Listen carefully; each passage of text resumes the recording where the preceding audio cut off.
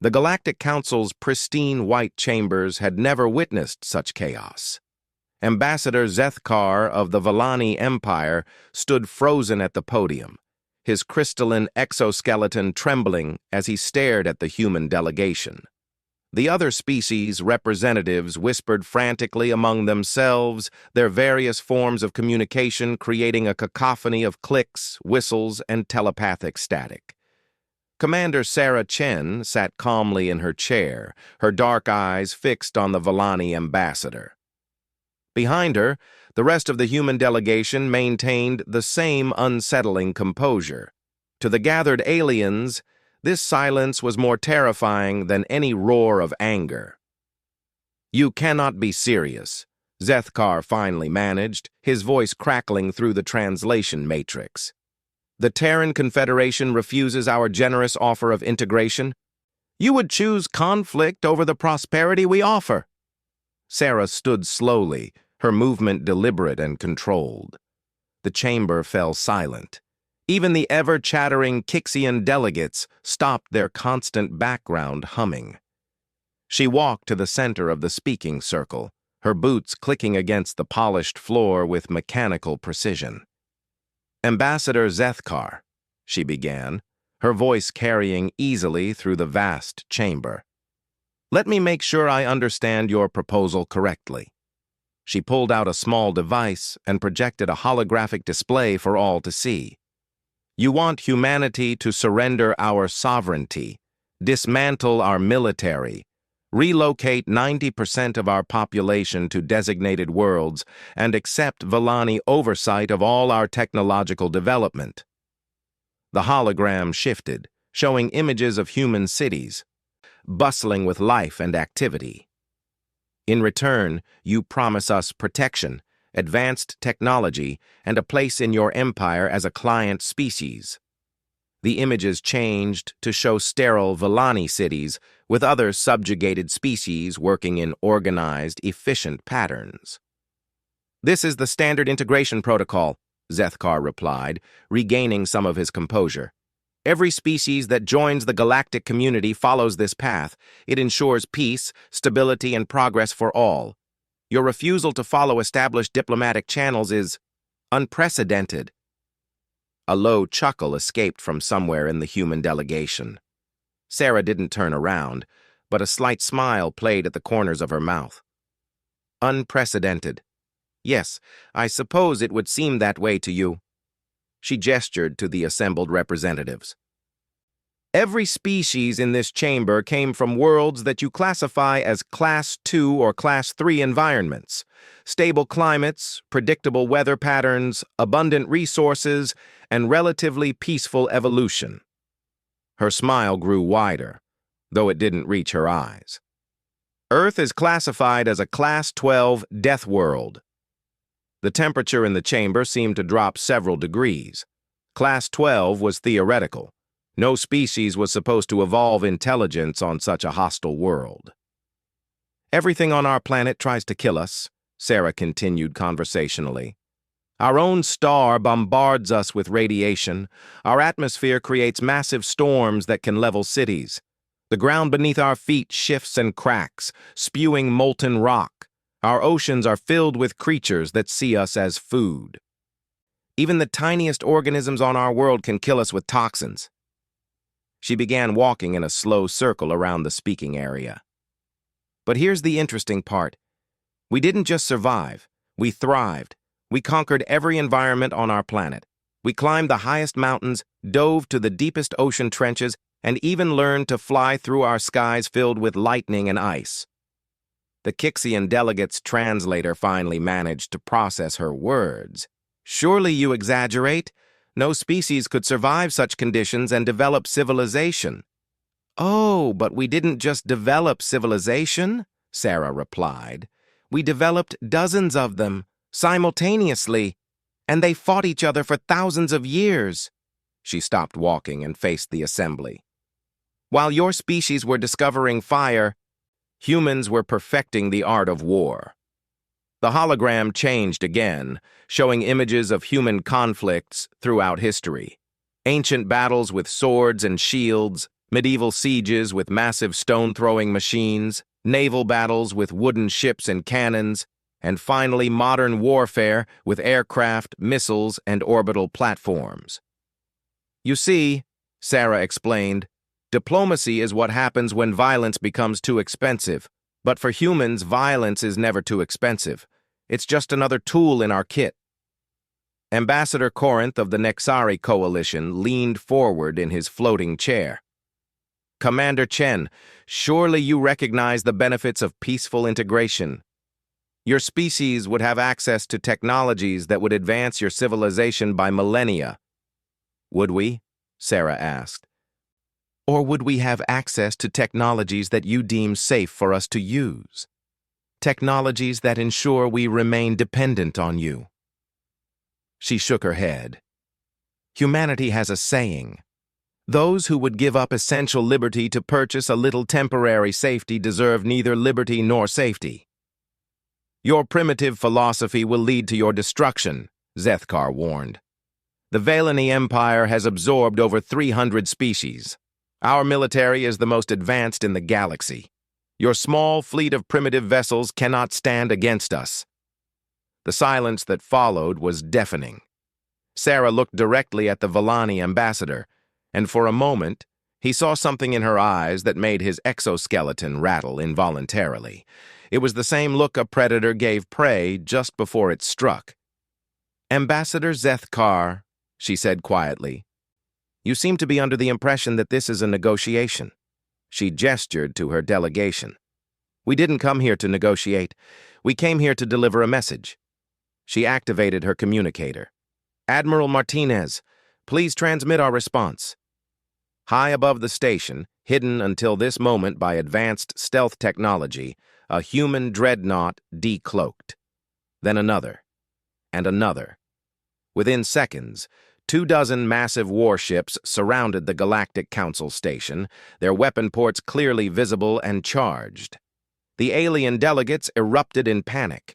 Several species representatives activated emergency beacons, while others began rapid evacuation procedures. The Kixian delegates' humming rose to a near shriek. How? Zethkar whispered. Our sensors showed no approach vectors.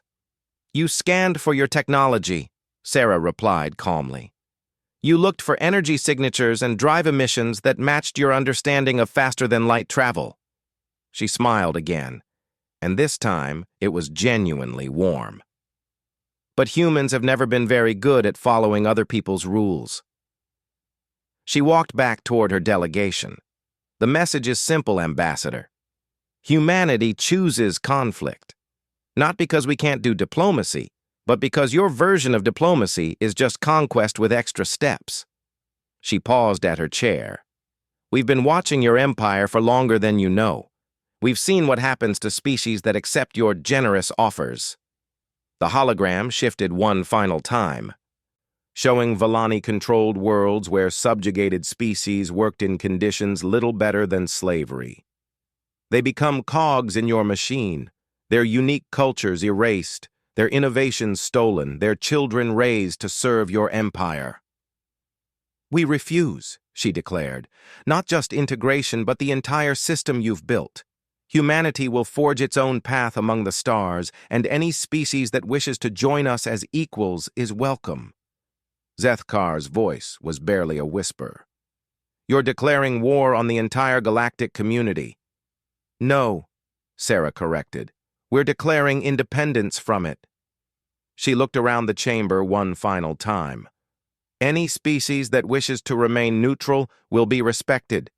Any species that chooses to ally with the Valani Empire against us will be considered hostile. She began walking toward the exit, her delegation falling in step behind her. Oh, and Ambassador, you have 72 hours to withdraw all Valani forces from human-claimed systems. After that, we'll consider any Valani presence an act of aggression. As the human delegation left the chamber, the assembled aliens sat in stunned silence. Outside the massive viewports, the human fleet maintained its positions, a stark reminder that the galaxy had just changed forever. In the distance, more contacts appeared on sensors as additional human vessels decloaked throughout the system. The Vallani Empire had expected to absorb another primitive species. Instead, they had awakened something that would challenge the very foundation of galactic civilization. The age of forced peace was over. The age of earned freedom had begun. 3 months had passed since humanity's declaration at the Galactic Council, and the Kepler 442 system burned with the fury of the first major engagement.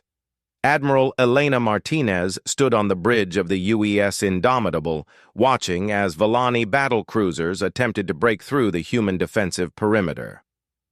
"Ma'am, the Vallani are broadcasting surrender terms again," Communications Officer Park reported, his voice tight with concentration as he managed multiple tactical channels simultaneously.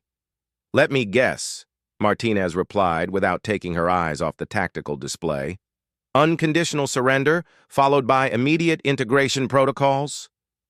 "Yes, ma'am. They're also threatening to glass Colony 7 if we don't comply within the hour." Martinez finally turned from the display, her weathered face showing no emotion. Around her, the bridge crew continued their work with practiced efficiency. The humans had been fighting for their independence for 3 months, and they had learned quickly.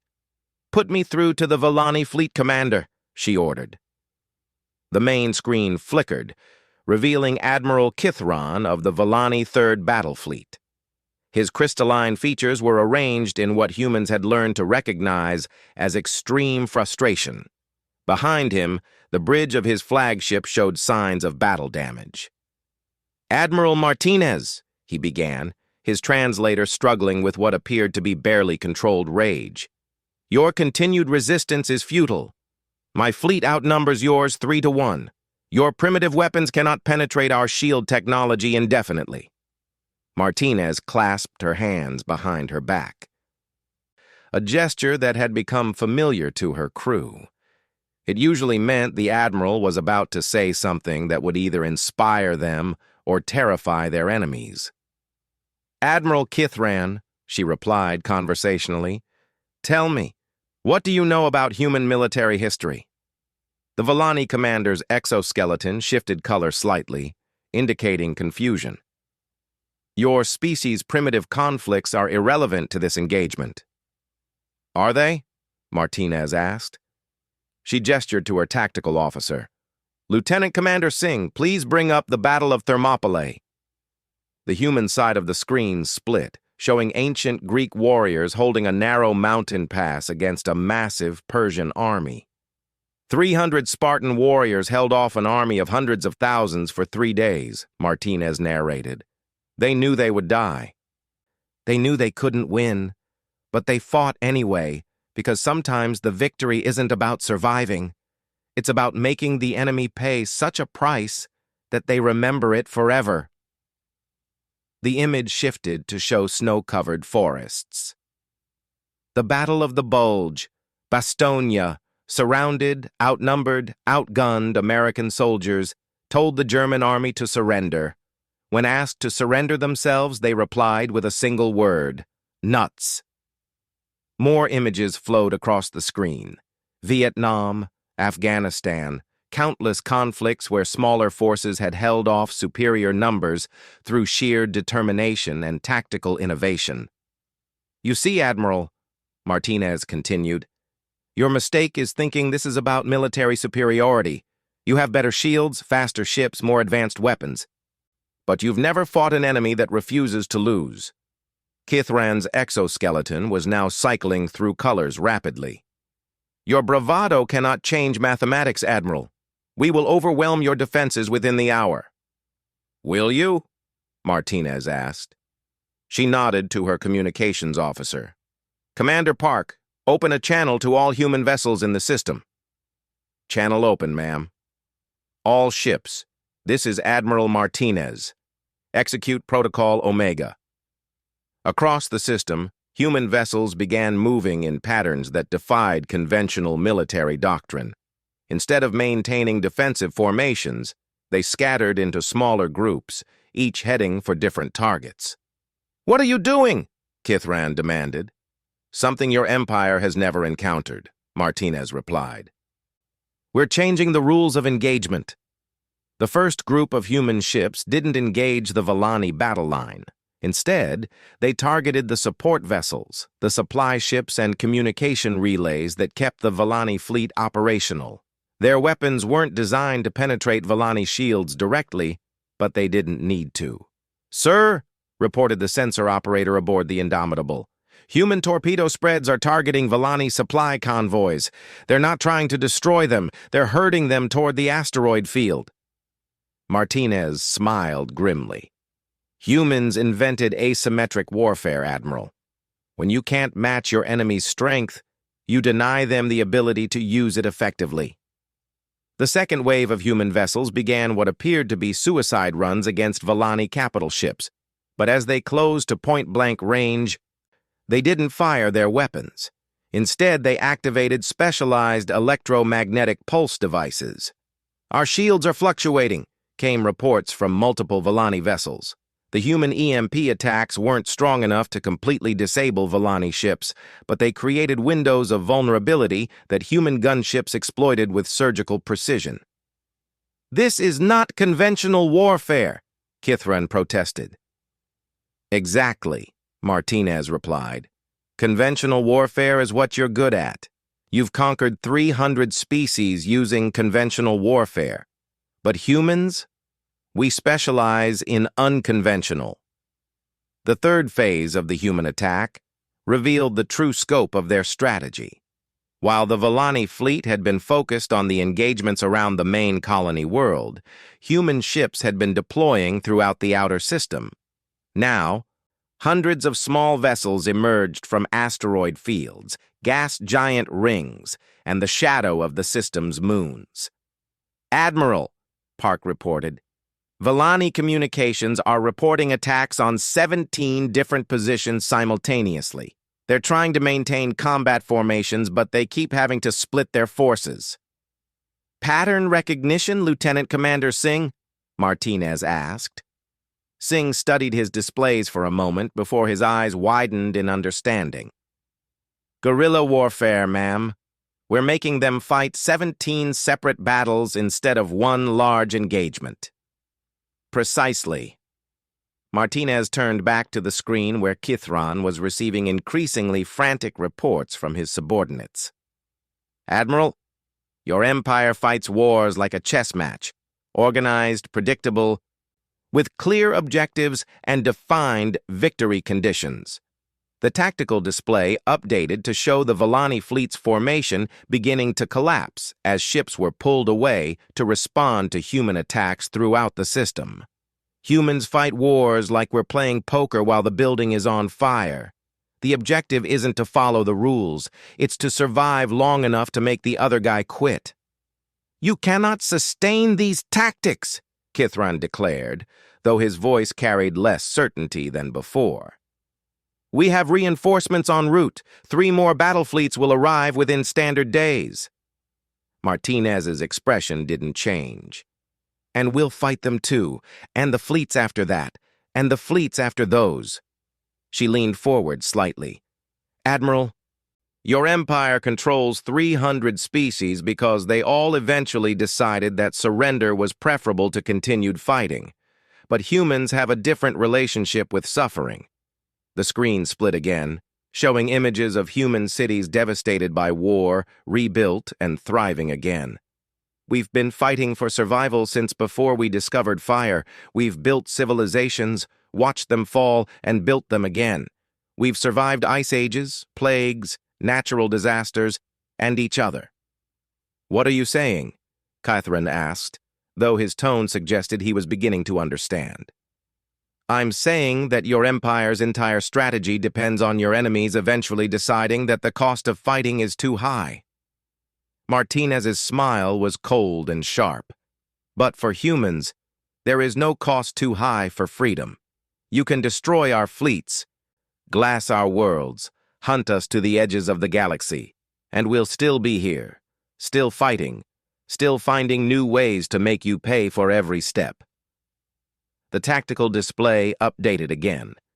Despite suffering heavy losses, human forces were now engaging Villani vessels at over 30 different positions throughout the system. The larger Villani ships were having difficulty bringing their superior firepower to bear against such distributed opposition. "This is madness," Kithran whispered. "Yes," Martinez agreed, "but it's our madness, and that makes all the difference." A new voice interrupted the communication. "Admiral Kithran, this is Fleet Commander Zethmore. We are withdrawing to defensive positions pending arrival of reinforcements." Kithran's exoskeleton went completely pale. "Fleet Commander, what about the integration protocols? The Council's orders?" "The protocols assume rational opposition," came the reply. "These humans are unpredictable. We need time to develop new tactical approaches."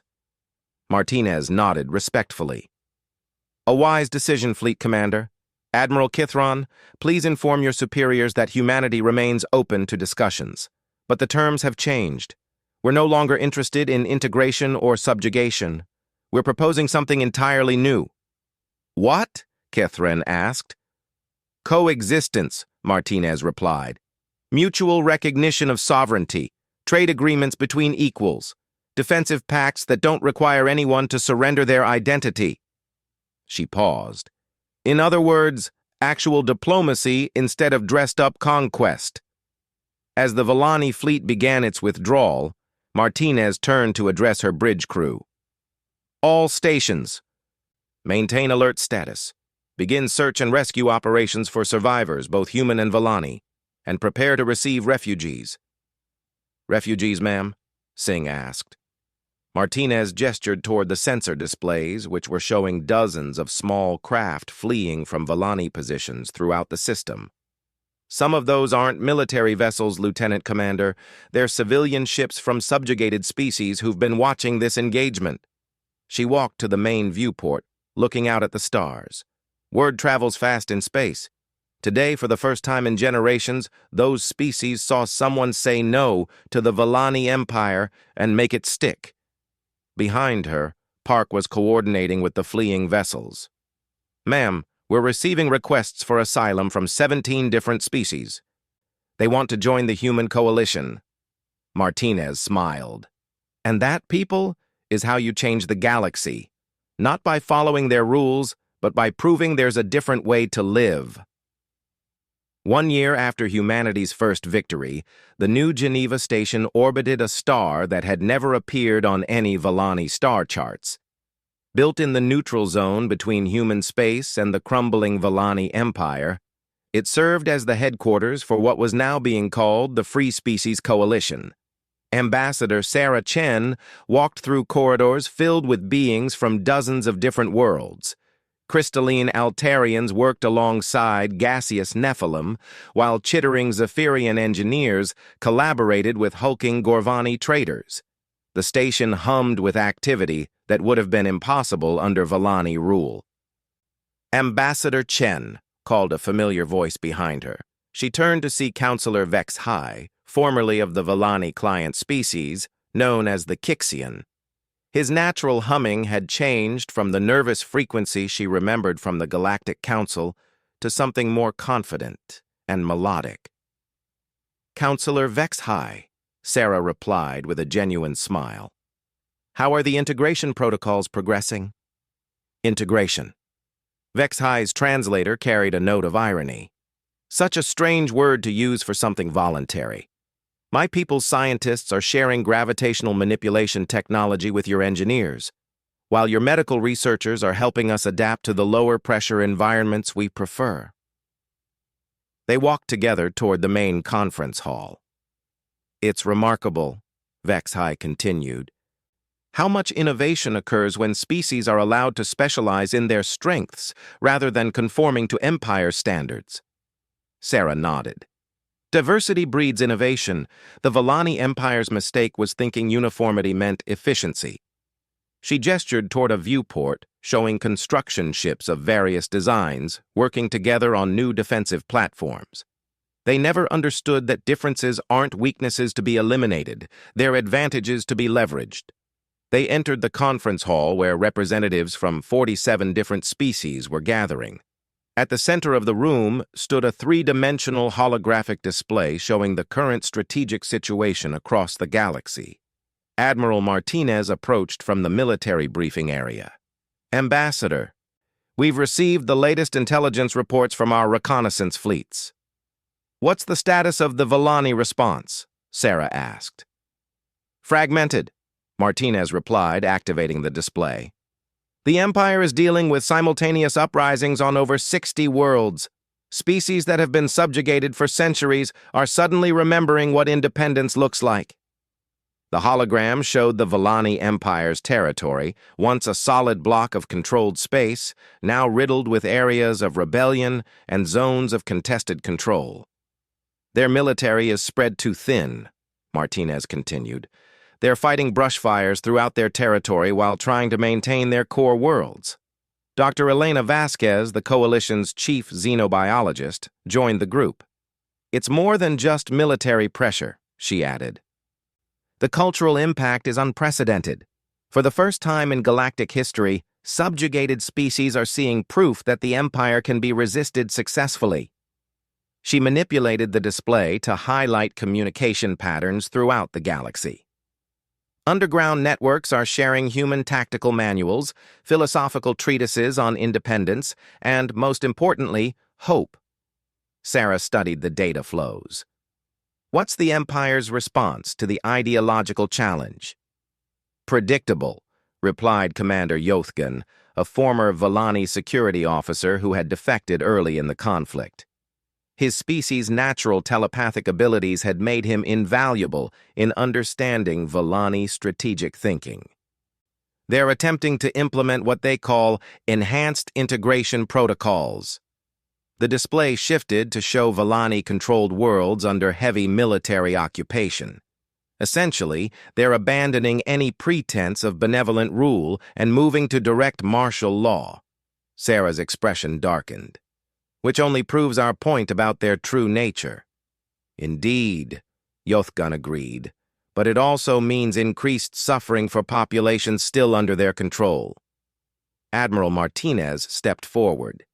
"Which brings us to today's strategic discussion. We've received formal requests for liberation assistance from 17 different species. We have the military capacity to support perhaps 3 major operations simultaneously." The room fell silent as the weight of the decision settled on the assembled representatives. Sarah looked around at the various species, each bringing their own perspective and priorities to the discussion. "Before we discuss tactics," Sarah said, "I want to address the philosophical implications of what we're considering." She activated her own presentation, showing images from human history. "On Earth we have a saying, the only thing necessary for the triumph of evil is for good people to do nothing." The images showed various liberation movements throughout human history, some successful, others tragic. But we also learned that freedom cannot be imposed from outside. It must be chosen, fought for, and earned by the people seeking it. Representative Korthani of the Stellar Republic raised one of her 4 arms. "Ambassador, are you suggesting we should not assist these liberation movements?" "I'm suggesting we need to be very careful about how we assist them," Sarah replied. "The Villani Empire conquered species by offering protection and prosperity in exchange for submission. We cannot defeat them by simply offering protection and prosperity in exchange for alliance." Dr. Vasquez activated a new set of data.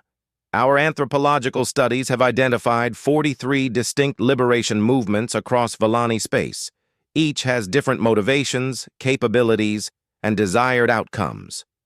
The display showed a complex web of relationships and conflicts. Some want complete independence. Others want autonomy within a reformed empire. Still others want to join the coalition immediately. Admiral Martinez highlighted military data. "From a tactical standpoint, supporting all of them would be impossible. But there's another consideration." She pointed to specific systems. "The Villani Empire is consolidating their remaining forces around core industrial worlds. If we can't break their production capacity, They'll eventually rebuild and try again. Sarah nodded. Which brings us back to the fundamental question. Are we fighting a war or leading a revolution? The room erupted in discussion as representatives debated in dozens of languages and communication methods. After several minutes, Sarah called for order.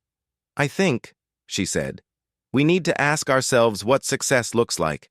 Are we trying to defeat the Vallani Empire, or are we trying to create something better? Commander Yothkin stepped forward.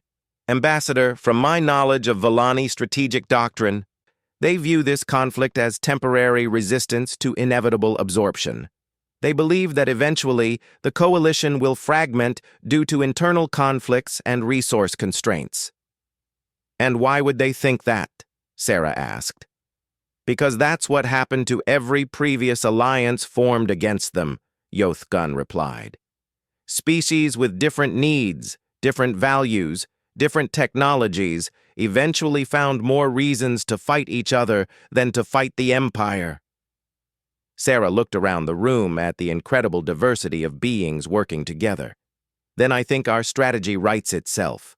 We don't just fight the Vallani Empire, we prove them wrong. She activated a new display showing the coalition's territory. We build something they can't understand or predict. A society based on cooperation instead of domination. Diversity instead of uniformity. Freedom instead of order. Admiral Martinez studied the implications.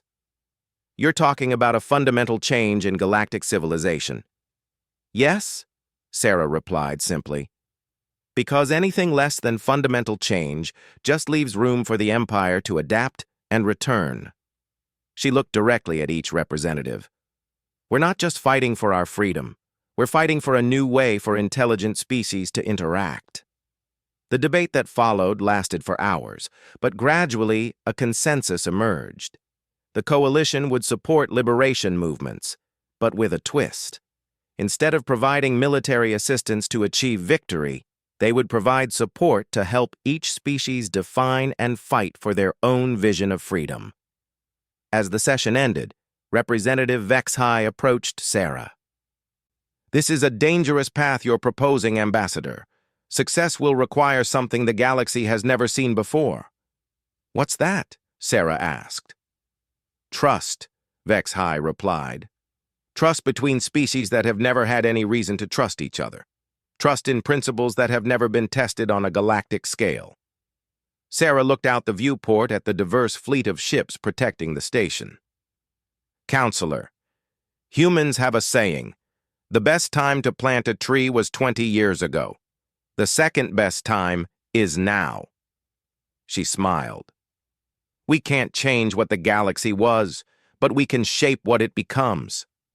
In the distance, sensors detected the approach of another group of refugee ships from various worlds seeking to join the coalition. Each carried species fleeing Vallani oppression, but also bringing their own knowledge, perspectives, and dreams of freedom. The Empire had expected to face a human rebellion. Instead, they found themselves confronting something far more dangerous. A new idea of how civilizations could grow and thrive without conquest and subjugation. And ideas, once planted in fertile ground, had a way of spreading far beyond their original borders. The war was far from over, but the galaxy had already changed forever. The age of empire was ending, and the age of coalition had begun.